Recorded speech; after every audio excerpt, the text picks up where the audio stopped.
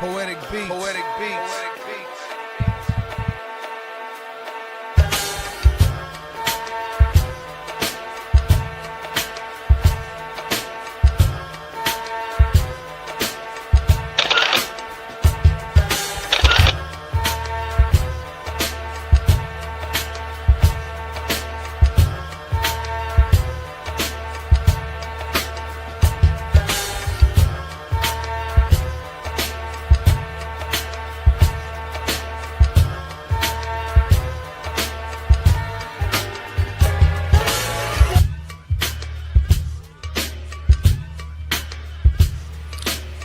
This is First GenXers.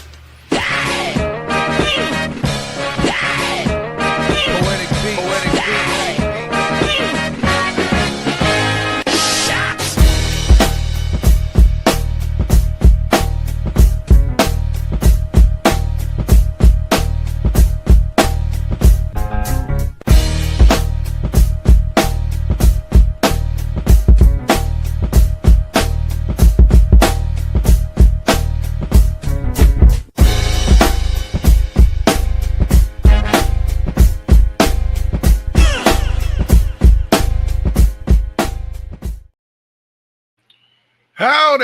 Howdy, and how do you do?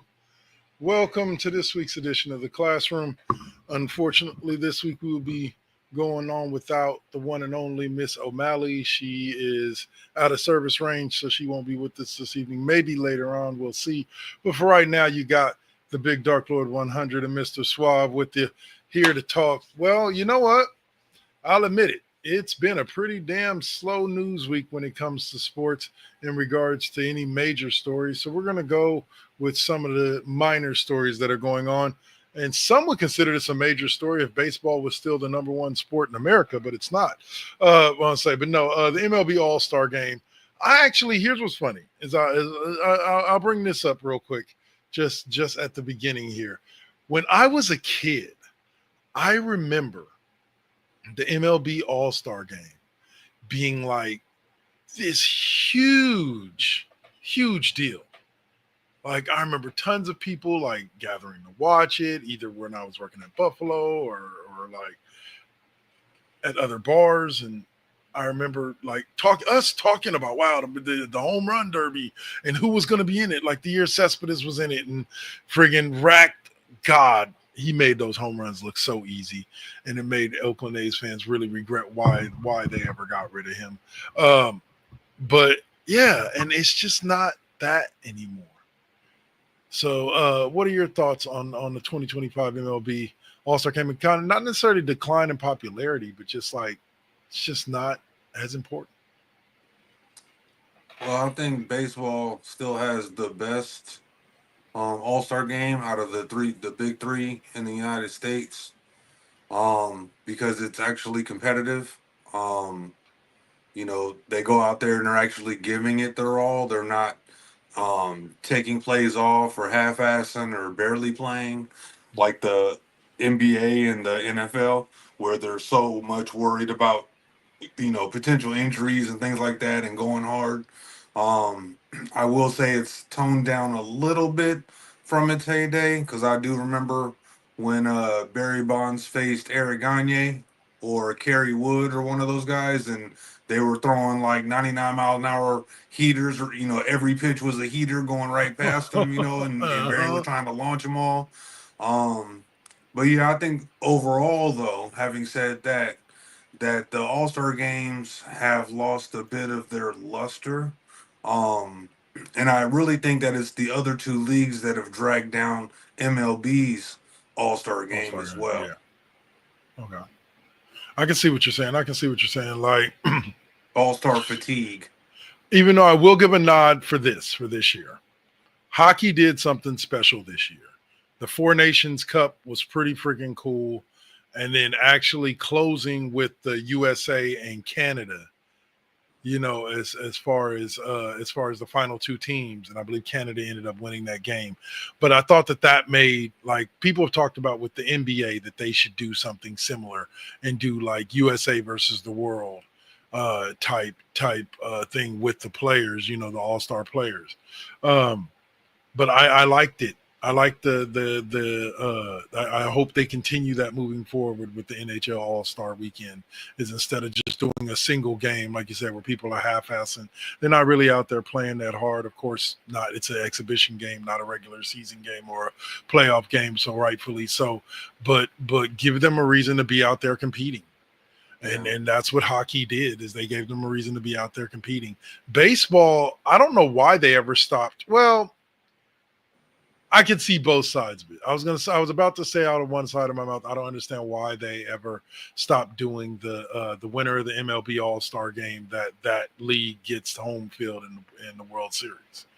It It made had its moment. yeah, Early on, everybody was like, I don't know. And then it kind of grew on you because they were fighting for it.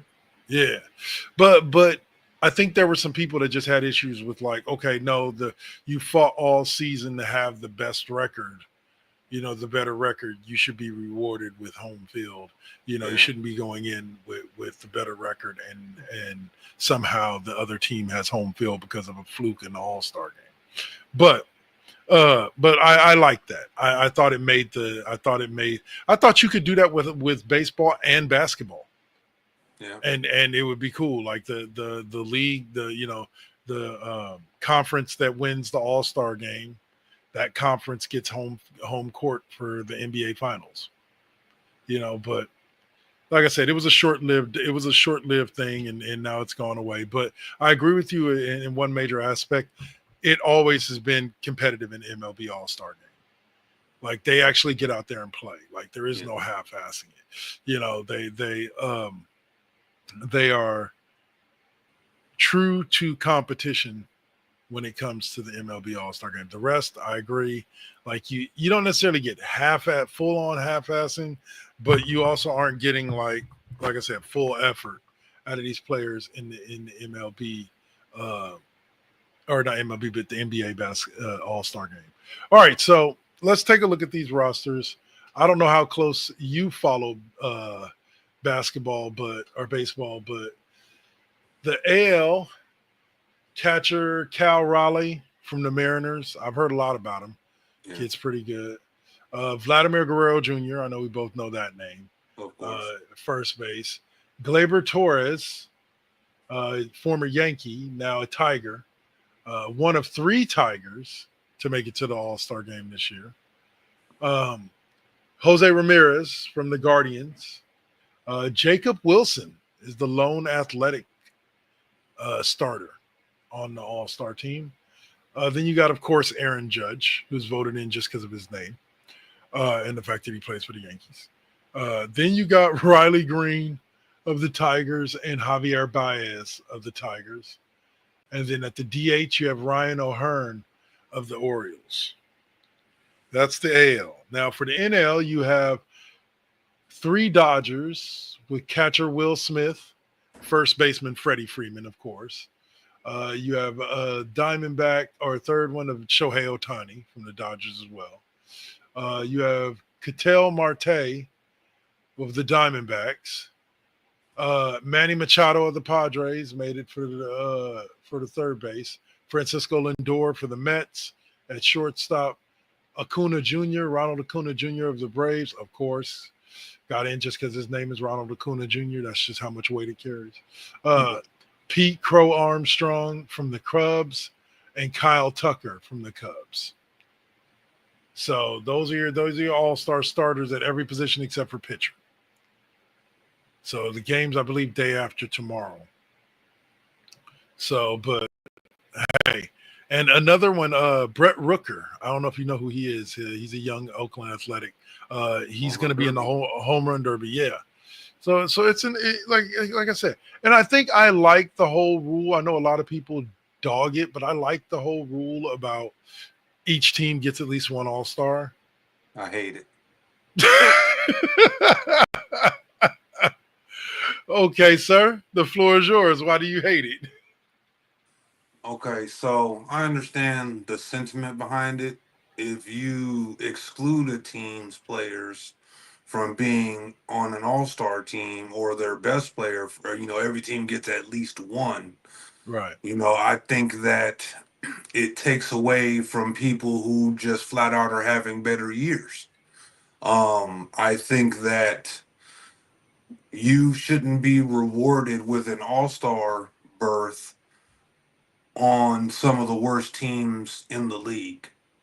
And I know that if they, as an example, if the guy from the Athletics wasn't on the team, you're probably going to get less eyes on the All Star game from the Bay Area, Right. outside of people that just enjoy the All Star game or enjoy watching baseball. So I understand the reasoning behind it, but I would rather have the team be all the best players having all the best Season. seasons at that point in time, regardless of team, to put the best product on the field because, that's really kind of what you want. And if another team is having, like the Dodgers got three, Detroit has a couple, if those guys are having great seasons, more of their players deserve to be on the roster. And But okay. I think the fan vote has to. I know that they want to be inclusive with the fan vote, make people feel involved, but I really think the All Star game should come down to the players, and I'd be very curious to see who the players pick to represent their side. So I just I don't think everybody deserves an All Star spot. I mean, we were talking last week. Soto got screwed because a team had to have one at his position, so he was left out in the cold even though his statistics are better than every other single person who's playing his position in the Yeah. All Star game. So it's things like that that are kind of bothersome. So now here he is. He doesn't get an All Star berth that he deserves because somebody need and this will go right to the righties of the nation. It's a participation trophy Yeah. for every team that is, a losing record or in last place. And they're supposed to help you, win a game. It's like, bro, you can't even help your team win. Hey, that's not right. Baseball is the one sport, right? Well, I say baseball is the one sport where literally, bro, you can hit 5 home runs, and if your pitcher gives up 6, like Yeah, you know what I'm yeah. saying? Like it really does depend on the people around you, even more so than basketball, football, or anything. Well, I would say even more so than basketball and hockey. You have because you play both ways in both those sports, you have more control over the whole game.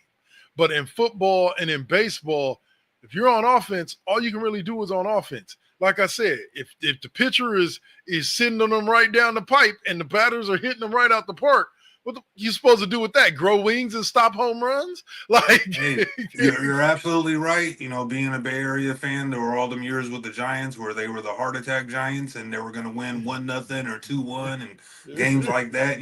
So I mean, we lightweight lived through that, but yeah, they still ended up being good teams, still winning world titles, and they had people on those rosters that deserved to be in this game. So amen. you know, the participation trophy of every team needs a representative. Nah.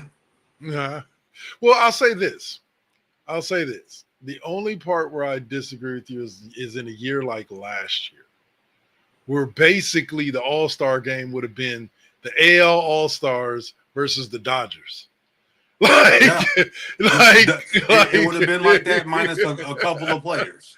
yeah, like minus a couple of players, because like the seasons that entire team was having last year were just insane and crazy.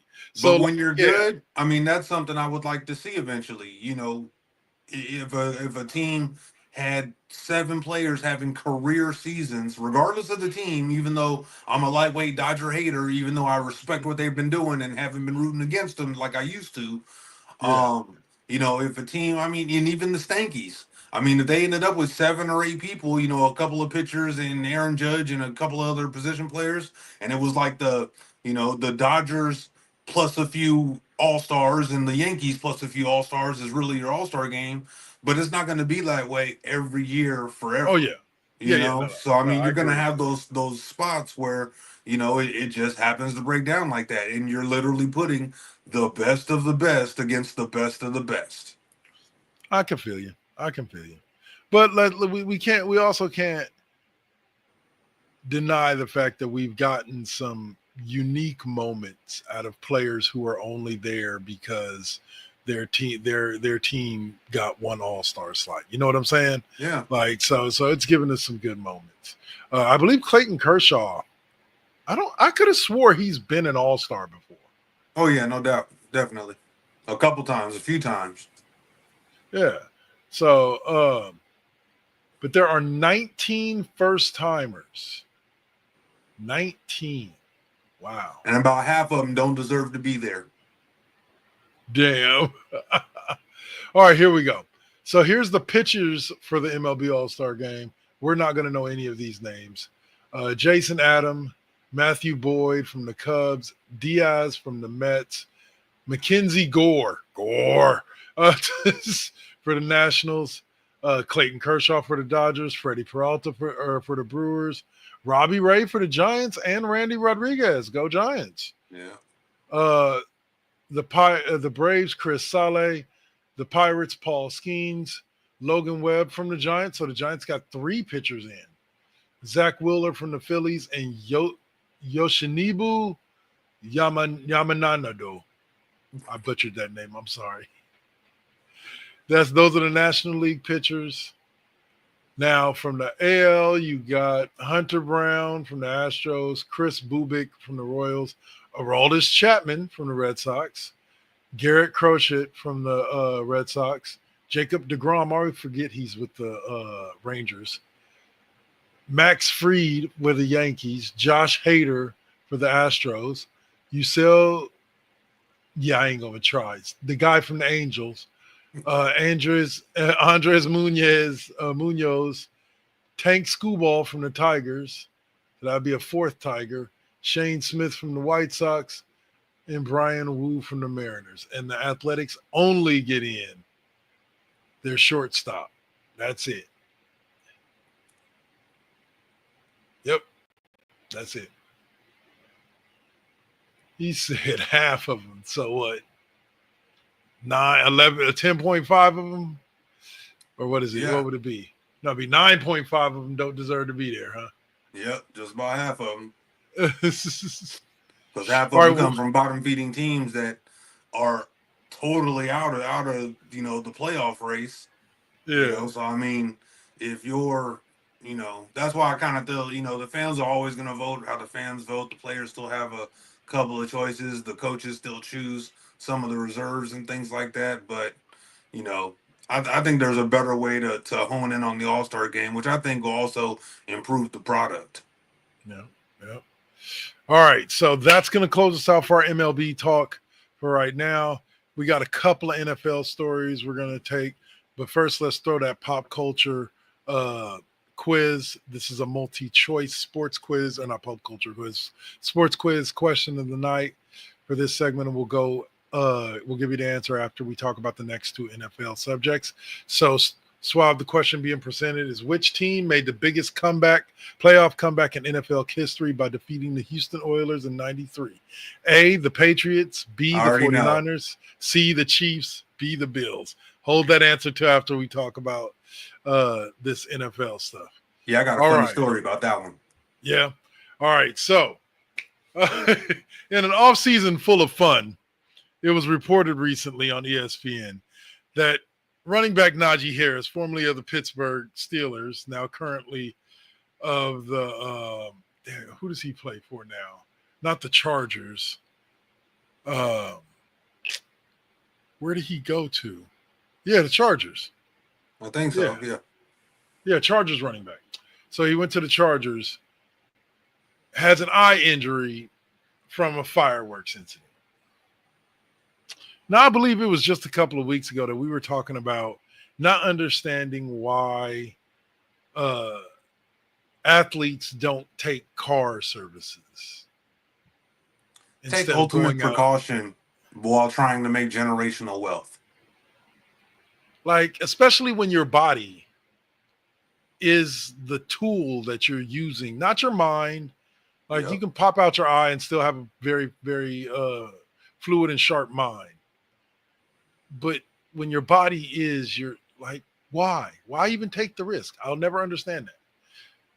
Like, Yeah, it reminds me of the guy from the Giants. Was it Jason Pierre? Was it Pierre Paul or Paul Pierre or something like that? yeah, the one that blew off his finger, yeah, from the Yeah, Giants. fingers plural. Fingers, yeah. Hey, he still came back with that damn thing and was clubbing quarterbacks across the dome. Yeah, but let's be honest, he still costed himself a lot of money for that thing. Oh yeah, because image is everything, especially in the NFL. Yeah. All right, and so, but yeah, Najee, it's said to be that the wound was superficial. He's expected to be at training camp, but still, man, like to all NFL players out there, bro, you are being paid a lot of money to play a game. Your Wait life, until you're retired. exactly, your life, even on 4th of July, should be filled with sleep, the gym, and ways to enrich your mind. And that's it. I mean, Like a party I just ain't here and gonna get there. close to nothing. I can understand, you're at home, you done bought, you're a millionaire, Yeah. So I believe he was a first or second round pick, so he's got a nice little chunk of change. So, the family's all probably congregated at your crib for July 4th. You got kids, they want the sparklers and all the illegal stuff, so you go ahead and spend $1,000 on some grade A fireworks, and you want to light a few of them off. I can totally understand. But this is why you got family and friends. You can have them light them off for you because you paid for them. I was just about to say that. See, yes, you can. If you can drop 1,000 on the fireworks, then guess what you can also come up with? An extra 200 to pay somebody to set them bitches off way over there. Yep. I'll watch them. I'll watch them Yeah, through the window exactly. from inside. I'll watch them from my porch. Go ahead, y'all. Have fun, because like this could have been a fluke thing where like he just got grazed over the eye and maybe we're making too much of it, but still, like I'd be living in a bubble. Like I said, I've maybe because I don't have the type of money that gets me into those types of clubs, but I've never understood the even desire to go out and club hop when you got that much money. I ain't going nowhere till my career is done. Yep. I'd be a homebody. They'd Yep. be like, Kev, you the most boring sports athlete ever. Mm-hmm. Yep. But I got millions in the bank. Yep. Most of the boring ones do. Most of the ones that you never hear about out at the clubs. Most of the ones that you never. Brock Purdy. You ain't gonna hear about him. Whooping it up in the club in San Francisco. Yep. Brock at home in his apartment talking to his mom before he goes Betty by. Like he ain't stupid. But anyway.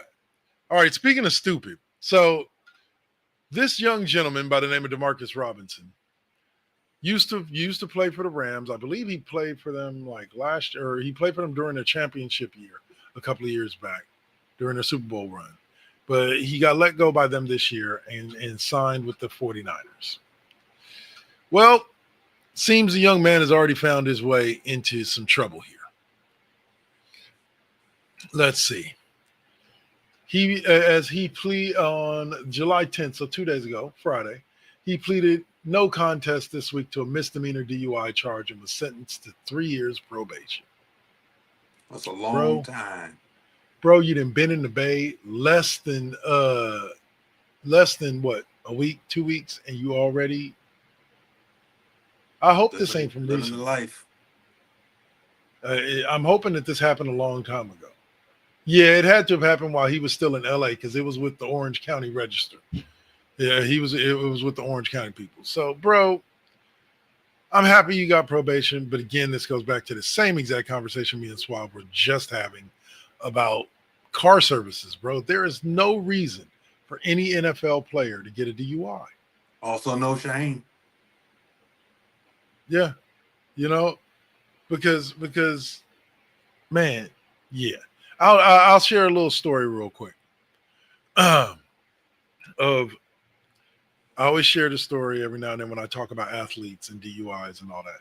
Jerry Porter, the former wide receiver for the Oakland Raiders, when I used to work at Dublin Applebee's, came in one night. It was him, Eric Barton, who was a linebacker for the Raiders at the time. I believe he moved on to the Broncos later on. Eric Barton and a homeboy of his from USC. From college days. They came in, and they were all drinking, except for Jerry. Jerry was drinking like waters and sodas and wasn't having his typical beers, etc. So I walk over to Gary or walk over to Jerry, and I'm like, "Hey, you ain't drinking tonight? Like, I got you for a round if you want." And he's like, "Nah, man, nah." He goes, "Hold on, let me come here right quick." And he walks me out to the front of the restaurant, where there's this beautiful Jag, right? Silver, sleek, tinted windows, the whole shebang. He looked at me, pointed at the Jag, and said, "I just bought that bad boy for, let's just say, a lot of money, used." He goes, "And if you think I'm ever getting behind the wheel of it with any alcohol in my system, you are out your mind." And I went, "Respect. I understand that." and I'm like, that's a man that understands the value of a dollar. But I like that story because of the fact that it was a pro athlete who wasn't I'm bigger than the world. I don't give a shit. I'm going to do this because I want to do it. It was, I'm going to make the right decision because I could hurt me. I could hurt a lot of other people, and I can end up in a very bad place. A lesson that unfortunately Henry Ruggs had to learn the hard way. So, all right. So then last story that we'll do, and then we'll carry the other one over to the other side of the break, is about the one and only Eli Manning, the Brady killer, if you want to double yourself. I believe Brady's 2 losses in the Super Bowl came to both Eli both times. I guess Eli was offered an ownership stake in the New York Giants and said, "No, thank you." Do you think this was a good choice or a bad choice by Eli Manning? It cuts both ways. Financially, I think it was a bad choice because, well, let me rephrase that. So it's a bad choice if I believe the Rooneys are the ones that own, or the Maras are the ones that own Giants. the Giants. So I Yeah. mean, if they plan on selling, because if I'm not mistaken, the current ownership group is like the third or fourth generation of ownership for that team of that family. So Yeah. I don't foresee a time where they pull, say, a Lakers and actually sell. But depending on how much they were asking for, if they did sell, he probably just costed himself you know 1,000% payoff on whatever he was willing to invest. So, say they asked for $100 million, he could probably squeeze out of that, an extra 500 million, depending on how big that stake was worth. So, True. you know, there is that aspect, but then there's also the other aspect. Eli Manning had a ton of endorsements.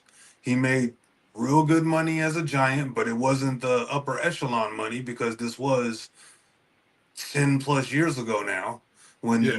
he decided to kind of hang him up. The money had kind of dried up for him. He wasn't getting these massive quarter million, $500 million contracts. So maybe he just doesn't have $150 million to invest. Maybe he's already invested and doesn't have a ton of liquid cash. So I can understand him being reluctant to put that money into the Giants. Not because it's the Giants, but just because you know you don't necessarily want to tie up your finances. When you're trying to live your best life.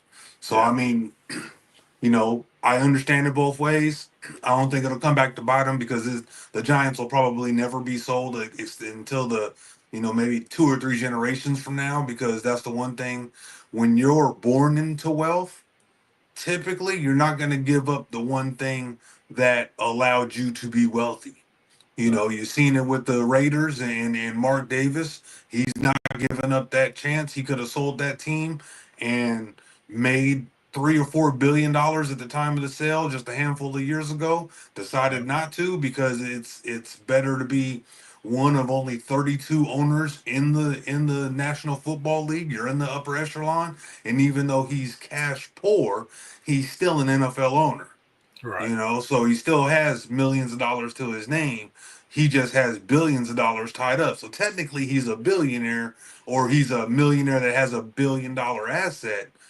But it's these things don't necessarily always change hands. I know we talked about the Lakers selling, and I do know that Dr. Buss is probably rolling over in his grave a little bit because he put his blood, sweat, and tears into owning the Lakers and making them relevant and making them what they were. And they just sold for $10 billion.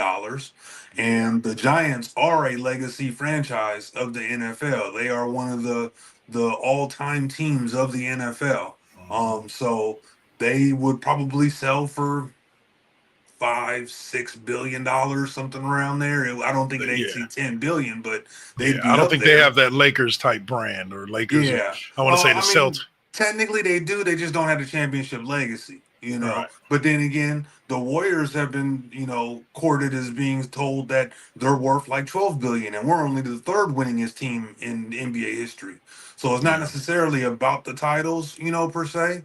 So I think that, they are worth a lot of money. I don't think this will come back to bite them. I can understand not wanting to do it, depending on how much we're talking. I mean, maybe it was 100 million, maybe it was 50 million. But remember, I don't know what his career earnings were, but he probably made less than 200 million. You figure he's touched a lot of it since he's been playing and retired. So, I doubt he's sitting on all of it. Plus, investments that worked out or didn't work out, that type of deal. His brother probably wouldn't have any interest in being, a minority owner of the Giants. His dad probably wouldn't. So really, it's kind of on him and his legacy. He could go from being but my guess is since he turned it down, that ownership stake, it was probably a 9-figure asking price. Probably. Wouldn't doubt it. All right. So that we're going to stop there. We're going to take a quick breath and take a quick commercial break. It's about 4.5 minutes. And then we shall be back with one more. Oh, sorry.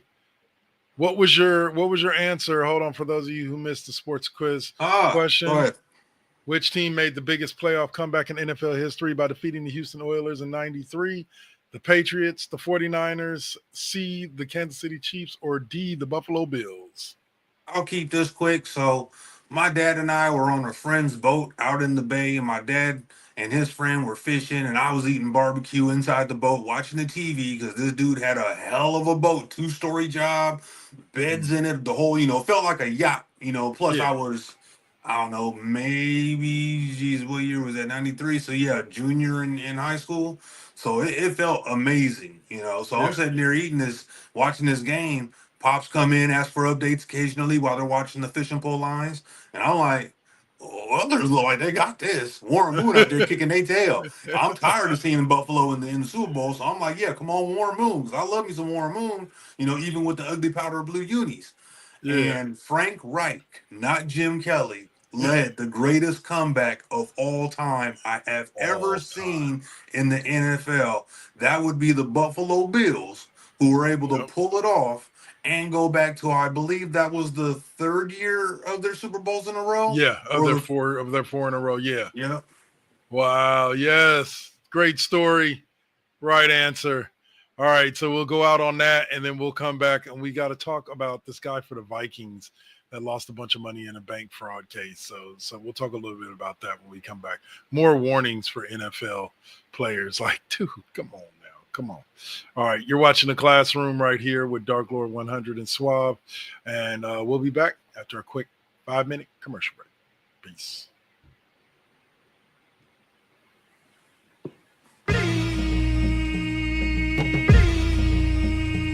This is now versus then. This is now versus then. Get on your mark, let's go. This is now versus then. Burning up your radio, still turning up the heat with Poetic on the flow. Got you moving to the beats with the Saint as your host. Shout out the collective, hold it down, we gon' clown, that's the lesson. Where Generation X meets Generation X, with them bangers from the east to the south to the west. Yeah, this how we do it in Sacktown. Slide to the studio, yup, it goes down. Everybody fall through, these beats gon' pound. Waking the game up, told you it goes down. And this is only the intro. Turn the mics on, shout out to my kinfo. Where you at, y'all? Let's get this started. Turn down for what? We about to start the party. Let's go, let's go, let's go, let's go. This is now versus then. This is now versus then.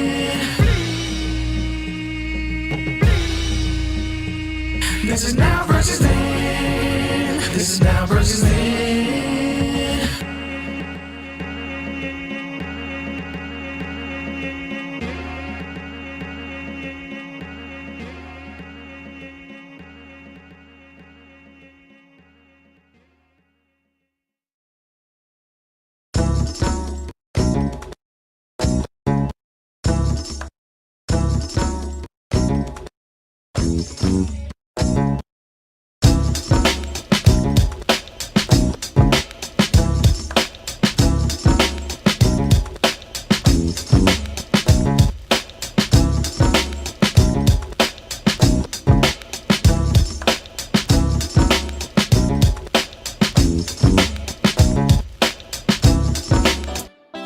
You got to keep it, keep it. You got to keep it lovely. You got to keep it, keep it. You got to keep it lovely. Success comes right after the struggle. I ain't even giving up on whatever I wanted. The tragedies I've seen, I can't even stomach. Most of y'all weak as shit and would've started running. Every time I make it back to the crib, I'm thankful the Most High let me see all of it. Grateful I'm lovely, and I'm being real with this. Please don't judge me, I'ma stay on my shit. I'ma keep a grind mode button, push it, make it do something. No balls for me, cause I'm a loose cannon. I get to choose, camera, switch it up, look up a new banner. Keep smoking on that banner.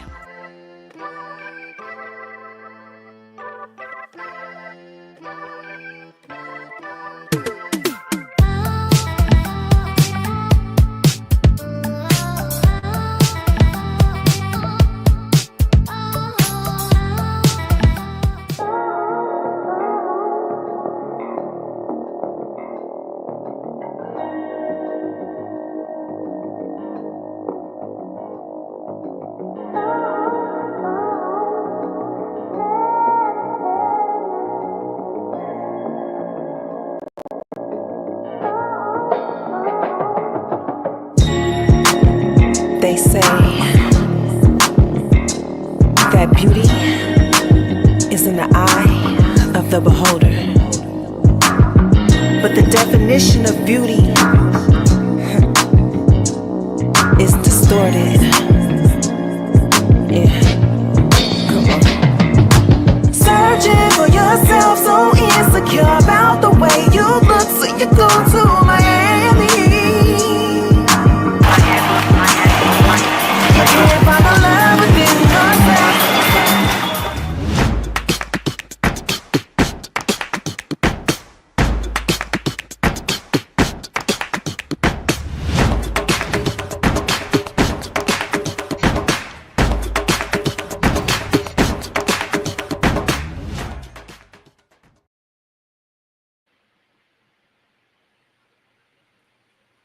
All right. How y'all doing? Let's put everything back together there. There we go. All right. And we are back. And the first subject out of the break before we get to the next sports quiz trivia question is the Vikings. He's an outside linebacker, Dallas Turner, was allegedly a victim of bank fraud scheme that resulted in the theft of $240K. The police chief in Minnesota says that through their investigation, several suspects have been identified and are working towards criminal charges to hold them accountable. Approximately 2,500 of the stolen funds have been returned, adding that the investigation still remains active. So I don't know if that 240K is all Turner or if it was the entire group of people that was scammed out of 240K, but 2,500 returned is like, yeah, like keep it. Hold that till you got the rest. At least wait till you got 50K before you come in my general direction. But man, you get. That's why you got to keep like shoot. I just got a call from a scammer just the other day, and it's the same dude, the same agent dude every single time, talking about my card was used. I don't know why they keep calling me back with the same damn scam. My card was used in Indonesia to make a 900. Man, I ain't had $940 in my account. Like it's so. Come on now, man. That's the dead gift, man. If I had not, man, come on. So like you got to be careful. You got to be careful. You got any thoughts on Dallas Turner? And I mean, you got to be more careful with your money. You got to choose people that you can trust to handle your money, because even accountants can be dirty. Even handlers can be dirty. So, honestly, you are your best resource when it comes to your money. So why you would even need somebody else to be touching your money, I have no idea. But it must have been some type of deal where he thought he was investing in something and it wasn't real. Could have been Ponzi, could have been a pyramid scheme. Who knows until more facts come out. But you've got to be careful with how you try to invest your money, trying to make more money. Yeah. Sorry, chair got caught on something. You worry well, sir, and they got your hook, line, and sinker. It sounds like. Yeah, that's just insane. You Avoid Nigerian princes. All right. So that leads us to our second and last sports quiz question. Who was the first tight end to be inducted into the Pro Football Hall of Fame? A, Ozzie Newsome, B, Mike Ditka, C, John Mackey, or D, Tony Gonzalez? I'll let you look at that real quick for a second. Think about it, and we'll talk about it after we get some NBA stories out the way. All right. So, first NBA story up is about Mr. Isaiah Jackson. I believe he's a guard. I wonder if he's related to Mark. Center, free agent center. So here's another goddamn center off the board. Has agreed to a 3-year, $20 million deal to return to the Eastern Conference champion Indiana Pacers. With the loss of Miles Turner to who was it? The Bucks. Looks like the Pacers decided to keep their backup. Maybe he plays a bigger role this season. What do you think of the deal, Suave? I mean, it's a no-brainer for the Pacers. They needed a guy. They lost their starter, so he's probably going to come in and now be the chance to be the incumbent starter. He's on a 3-year deal, so as long as he's able to prove it, he can get a heftier contract. It won't be anything like a supermax or nothing, but it could definitely be more than $21 million over 3. So yeah. I think it's a good deal for them. I don't know much about the kid. For $7 million a year, I would have sure loved the Warriors to at least attempted to use the mid-level exemption to get on something similar. But I'm still, they've been awful quiet. I still got faith. Al Horford still hasn't signed somewhere, so he's still in the running. They still haven't decided what they're doing with Kuminga yet. I don't know if they're waiting for guys that they really want to sign deals, or maybe they're talking to guys to figure out the numbers. So I'm real. I mean, hell, and they could keep Kuminga. You get Al Horford, you keep Kuminga. I just hope it's not on a 1-year deal, because that's going to make me upset to lose him for nothing. Well, they've made him a qualifying offer. Yeah, but if he only signs the 1-year deal, after that 1 year is over, he's an unrestricted free agent, and he can just go wherever, and we get nothing for him. Let's hope that doesn't happen. I'll tell you, that's what I'm keeping my fingers crossed for. But the Pacers got their guy. So congratulations to them on that. Like I said, we can talk Warriors all day about how pissed off I am about them not, I don't know how aggressively they've been pursuing centers this offseason, but it doesn't seem like it's been too aggressive, and that's kind of disturbing.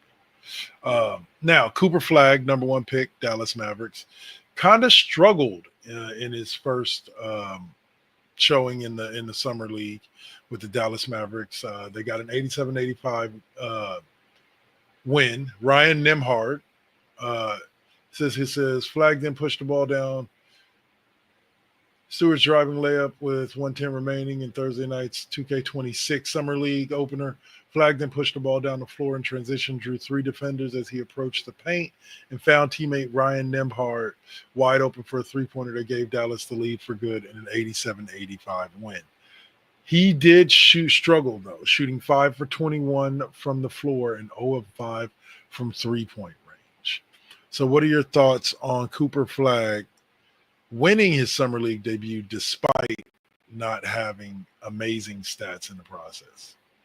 Bodes well for him. Cooper Flag's a stud. He's the best player in this draft, I think.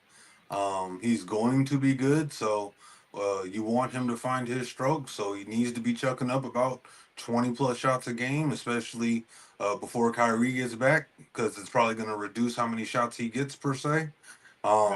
He's going to be the 4th option on that team and maybe trying to vie for that 3rd spot with Clay.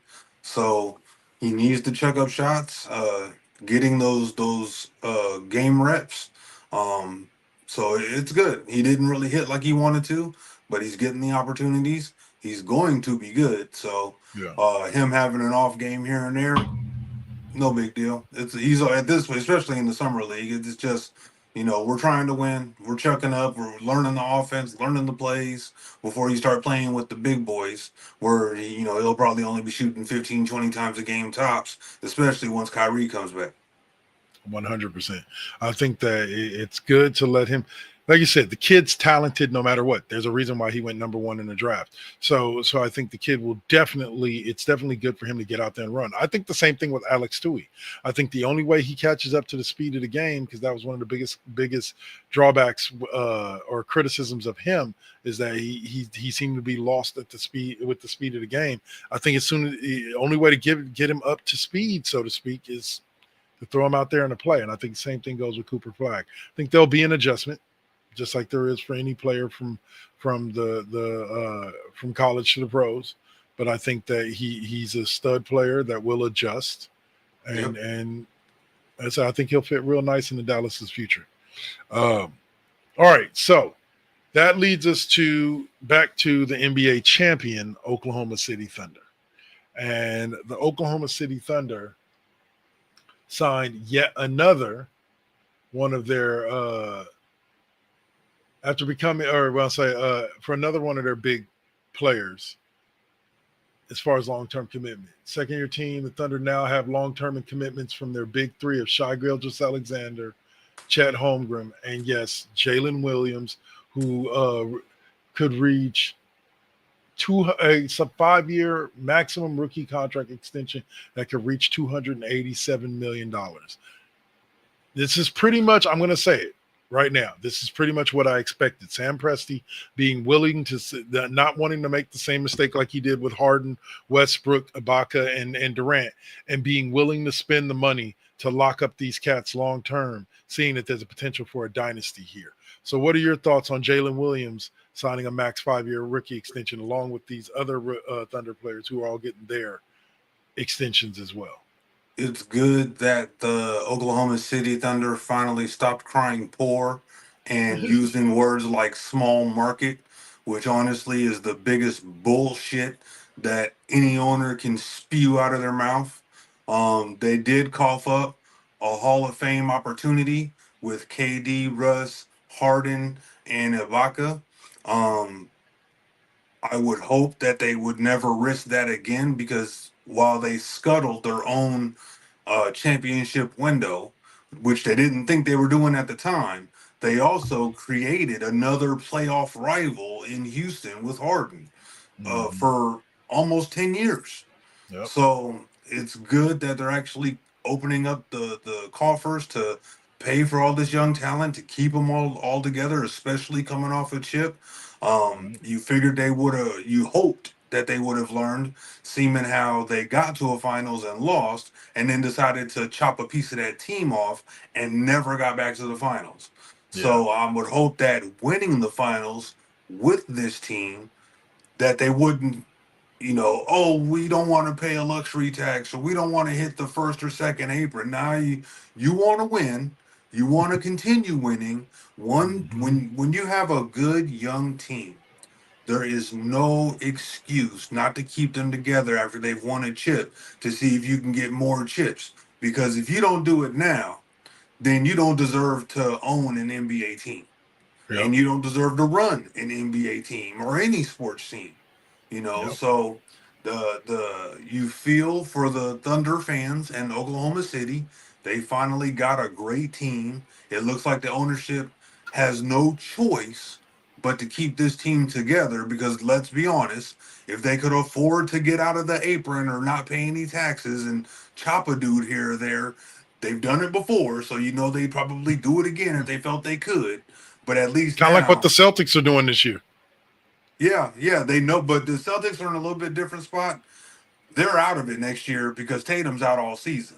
So they Yeah. don't really have a shot next year outside of a puncher's chance of doing something special without Tatum. So they had to sell pieces off to lower their apron costs. That I can understand. It's just like Indiana, even though word is that they went after Miles Turner, they just lowballed them. So, I mean, it's good for Oklahoma City. It's good for their fans. It's good for teams that draft well over a smaller window and make good trades that work out and become championship level teams, to have that team kept together, and for ownership groups and million and billionaires to stop using small markets as an excuse to break up good teams.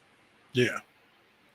To try to keep as much money in their pocket and as much money out of the players' pockets Yeah. as possible. And It's that's the the thing only way I I'll can think never of to say it. understand. If you win titles or you compete for titles, you get all kinds of extra revenue on top of your, gate proceeds and the NBA revenue split and all that. So if that's what you want to do and you want to get extra money because you don't feel you can afford it, then that's what you do to keep winning. Yep.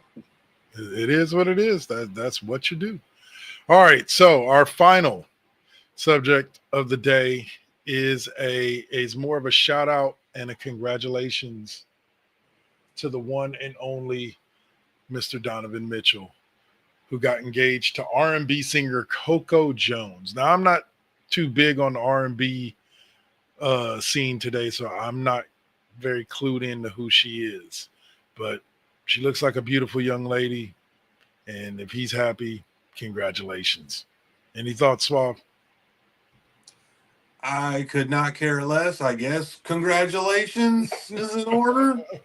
Good job, Donovan Mitchell. Good job, Coco Jones. I mean, if Coco Jones just got the bag, essentially, as the ladies love to say.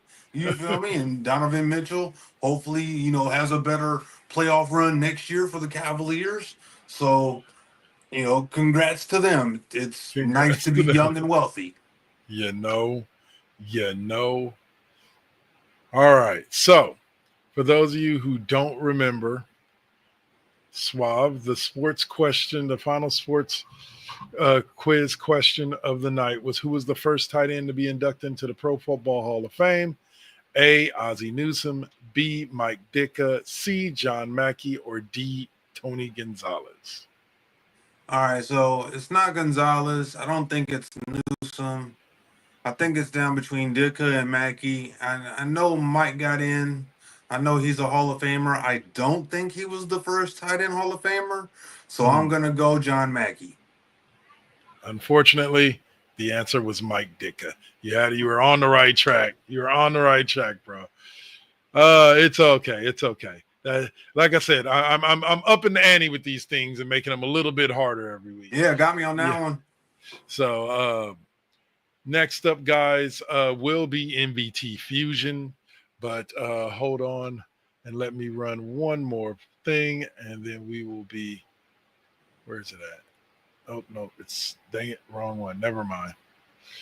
Where I was going to do the Where Can You Find Me Next intro, but never mind. I'm not going to do all that uploading right now. All right, so I'll just say our goodbyes. Suave won't be with us next week. Hopefully O'Malley will, and maybe he'll be back in a couple of weeks. We'll see. And I'm going to try to reach out to somebody, see if I can get us a special guest for next weekend. and moving forward. But we'll see how that works out. But for everybody who joined us tonight, I want to say thank you. You guys should tap in. You guys are always more than welcome to answer the trivia questions in the comment section. Join us for these wonderful conversations that we have about sports and life and all of that.